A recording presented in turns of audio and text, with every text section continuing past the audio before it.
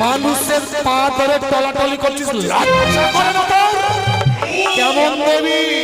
যা, পালিয়ে যা। আমি চলে যাচ্ছি। যাবার পূর্বে কথা শুনে রাখ, তোর সামনে দাঁড়িয়ে প্রতিজ্ঞা করলাম, সাঁওতালি পর্বতের হাত আমার এই বিশ্বাস নাগে দাঁড়ায় তোর ছেলেকে পাঠাবো। সেই দিন তুই পুত্রের সঙ্গে কাটবি, আর আমি শুধু হাসবো, আর আমি শুধু হাসবো।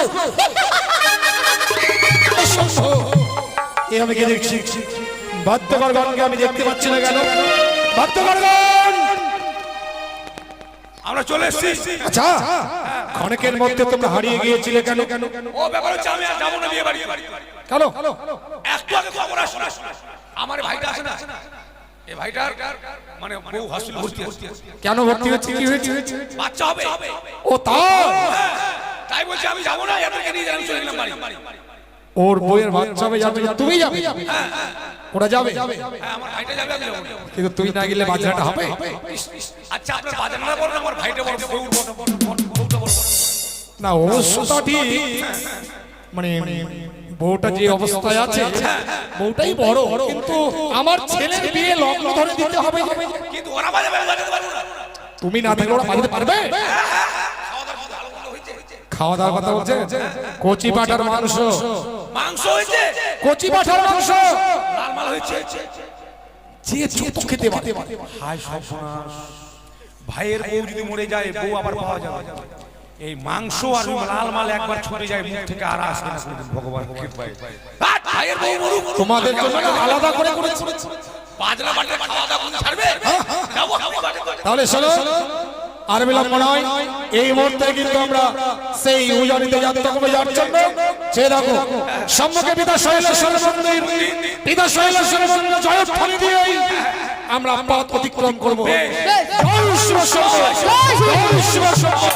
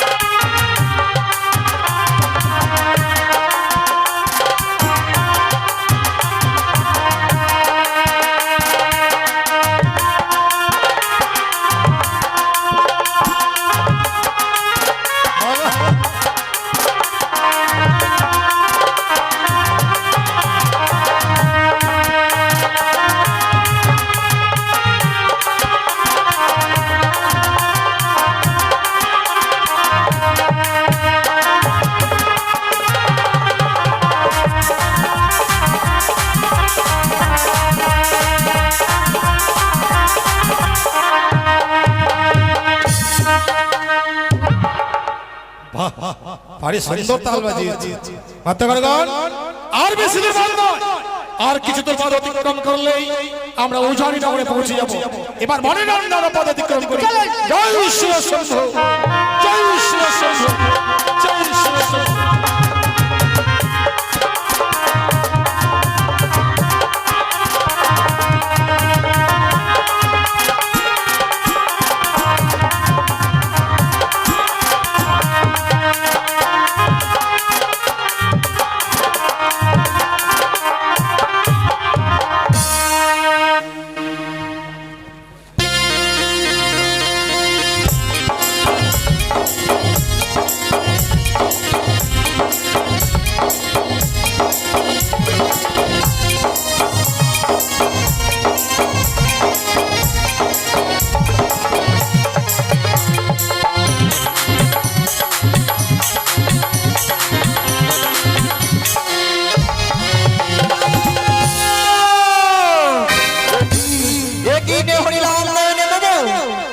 চন্দ্রধর তার পুত্রকে নিয়ে ছুটে চলেছে বিবাহ দিতে।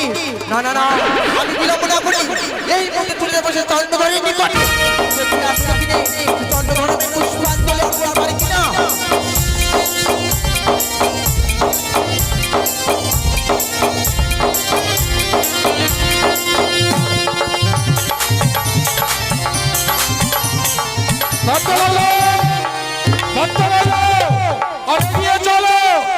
জয় শিব শম্ভু, জয় শিব শম্ভু, জয় শিব শম্ভু।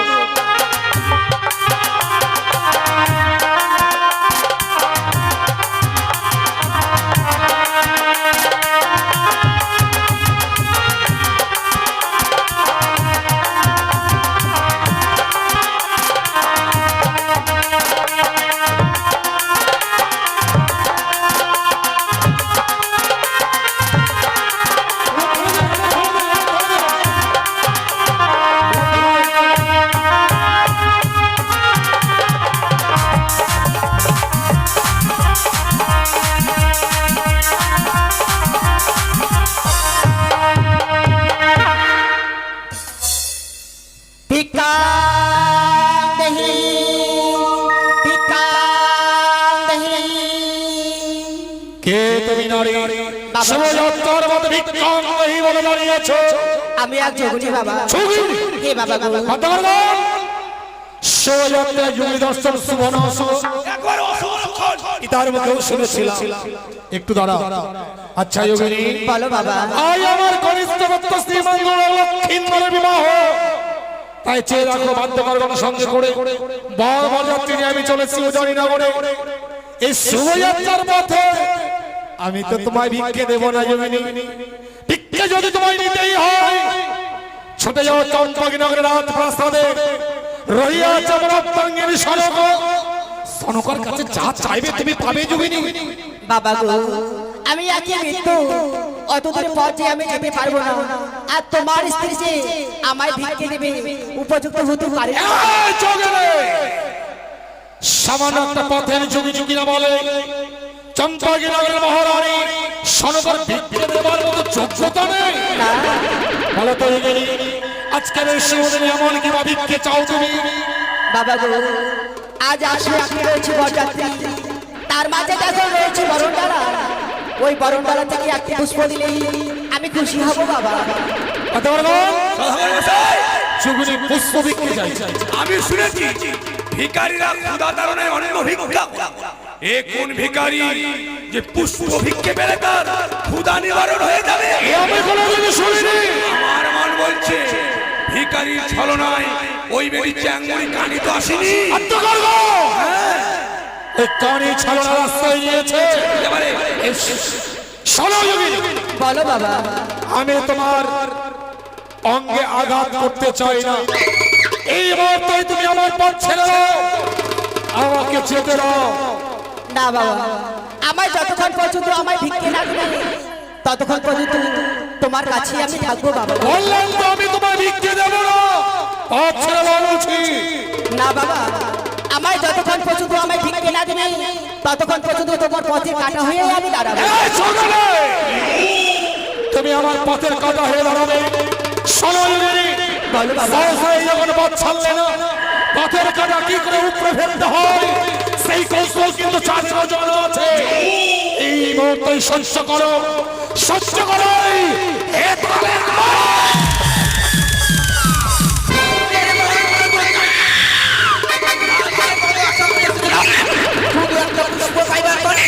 যদি পুষ্প না দিয়ে আজকের দিনে করতে পারে এই পুষ্পরে রাস্তায় এসেছি। যখন কর্ণপাত করে যে হস্তে পুজিয়াছি শিব শিবমণি, সেই হস্তে না পুজিব চাঁদমণি করে। চাপালিয়ে যাও। আজকে যদি তুমি পুষ্প না দিয়ে ওই শুভযাত্রায় যাও, তোমাদের শুভযাত্রায় শুভ অশুভ হবে না। তুই মঙ্গল মঙ্গলের কথা বলিস মনে হলো। এই মুহূর্তে যখন সম্মুখে দাঁড়িয়েছ, সহ্য করো, সহ্য করো।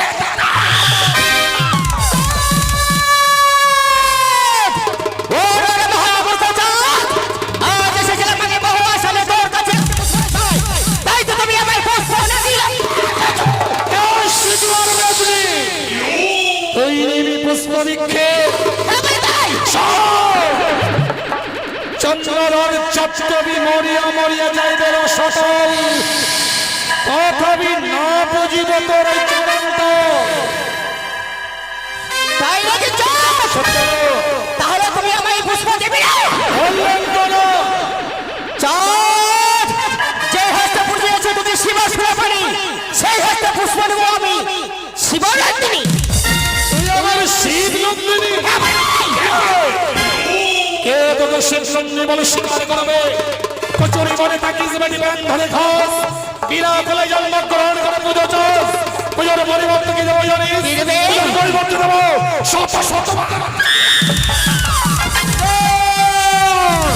আজকে দিন তোমায় ভালোই ভালো বলছি তো। আজকে দিনে মামা বলে আমার জন্য পুষ্পাঞ্জলি অর্পণ করো, তোমার মঙ্গল হবে তো। শুধু পুষ্প কেন, বিশ্ব চরাচরে কে তোর পুজো করবে না? তোর আশার বর্ষ আমি ভেঙে দিয়েছি। না না না, এইভাবে তাদের সঙ্গে বিবাদ করলে হবে না, বুঝবে? ওরে ভিকের কারণে আসি, ভিকে পেলে হব খুশি রে, কি রে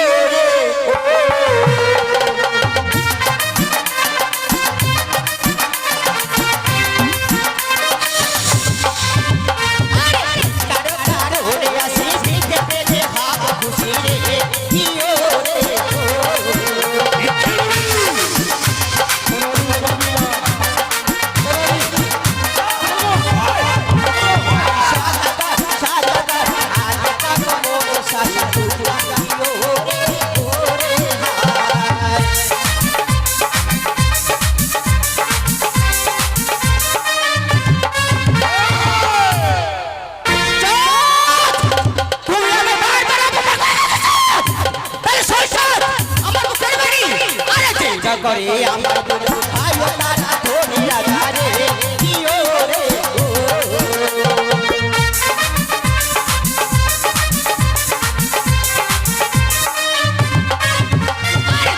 করে আমার দুটা আয়ো তারা ধরিয়া ধারে কি ওরে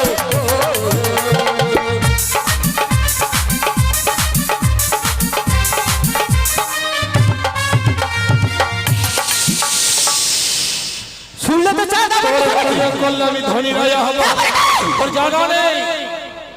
চার আতালে খান পাতালে সুখ হয়, সোনার কুমড়ো ভূমিতে গড়াগড়ি যায়, তাকে দেখাস তুই অর্থের লোভ?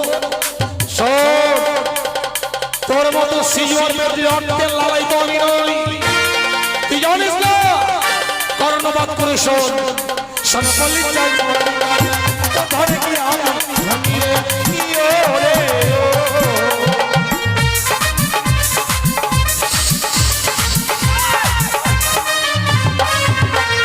সনপল্লী চাই মৌরি কামি তো ধরে কি আমি ধনী রে কি ওরে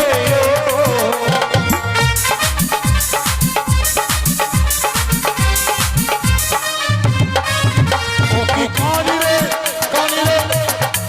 শিবের বলে পূর্ণ কি ভান্ডার কি ওরে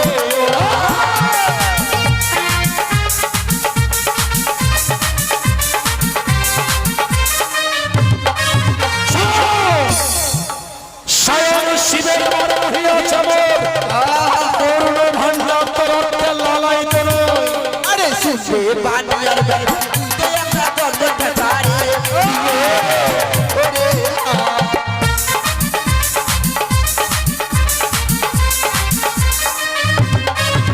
আরে শুনবে বানিয়ার বেলা তুই তো একটা গর্ব ঠাড়ে কি ওরে ও মরিয়া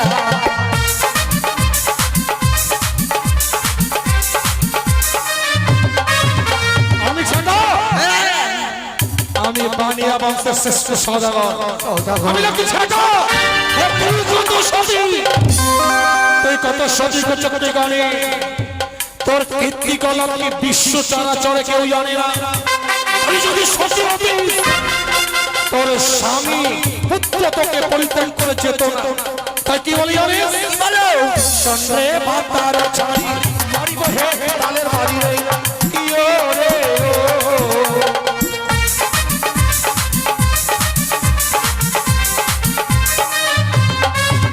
ও কি কানি রে তোর পুজো আছে হে তালে কি ওরে তোর পুজো হে তালে করে মোর পূজা বলি রাজা হয় তারা রে জিও রে ওরে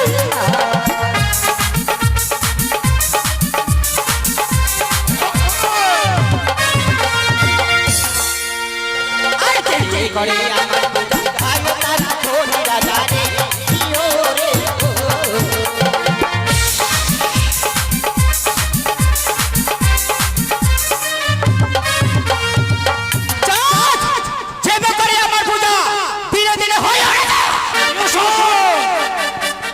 একটাই প্রতিজ্ঞা মোর, চন্দ্রমতির দেহে যতক্ষণ থাকবে প্রাণ, তোর চরণে পুষ্পাঞ্জলি নাহি করিব, কোনদিন পুজো পাবি না।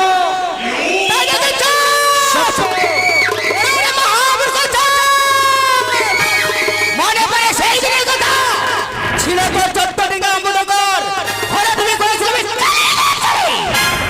ভিক্ষে ঝুলে কাজে করে নগর ভিক্ষে করেছিলাম সেই কথা তোমার মনে নেই? সেই ভয়ঙ্কর দিনের ভয়ঙ্কর কথাগুলো আজ আমার মনে পড়ে। ভেবেছিলে চট্টগ্রাম ভারতবি করলেই চন্দ্রধর প্রাণের ভয়ে তোর চরণে মামা বলে লুটিয়ে পড়বে, তবু তো তোর চরণে আমি পুষ্পাঞ্জলি অর্পণ করিনি, কোনদিন পাবি না। ওরে বন্ধুরা আর ওকে তোমার পুরনো দিনের কথা তুমি ভুলে গেছো। তোমার এক এক করে ছিল আর তোমার ছিল লবে লক্ষ্মীর বাগান, সেই লবে লক্ষ্মীর বাগান বাড়ি তোমার ছয় পুত্র আমার নাম ধরে করেছিলেন।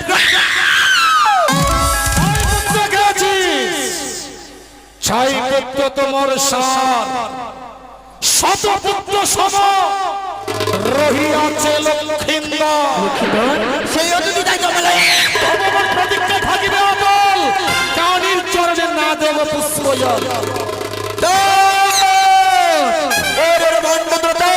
তবে বুঝেছি আজকের দিনে তুমি আমার জন্য পুষ্পাঞ্জলি অর্পণ করবে না। তোমার ভালো হচ্ছে না তো, তোমার মঙ্গল হবে না। তোমায় আমার বলছি একবার মামা বলি আমার এই রামদা তরণী পুষ্পাঞ্জলি অর্পণ করো। পুষ্পাঞ্জলির পরিবর্তে কি দেবো জানি? শত শত পালক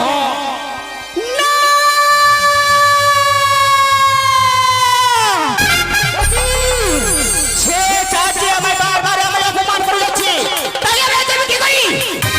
ওই চাচকে আমি সে বারবার উচ্চ শিক্ষা দেবো। চাচি চাচ আজ থেকে তোমার রাখলাম আমি বাপ সন্তান।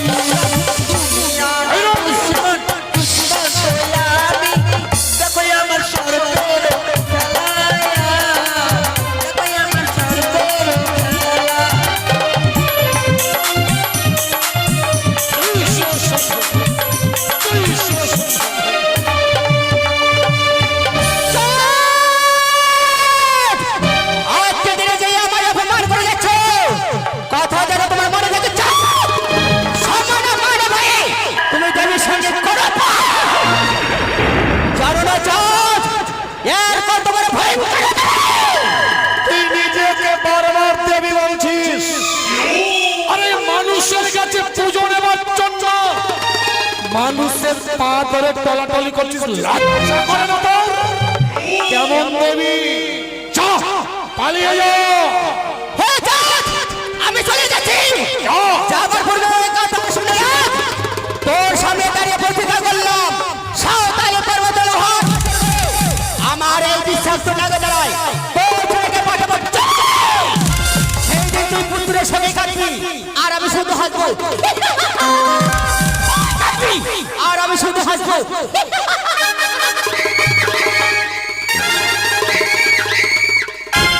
ওই বেটি জানে না ও নাকি বাৎসরিক লক্ষ্মীন্দরকে দংশন করবে। স্বয়ং দেব শ্রী বিশ্বকর্মাকে আনায়ন করে নির্মাণ করেছিল হলস্বর ঘর। সর্প প্রবেশ তো দূরের কথা, সূত্র প্রবেশ ছিদ্র পর্যন্ত নেই। ঠিক বলেছিলেন।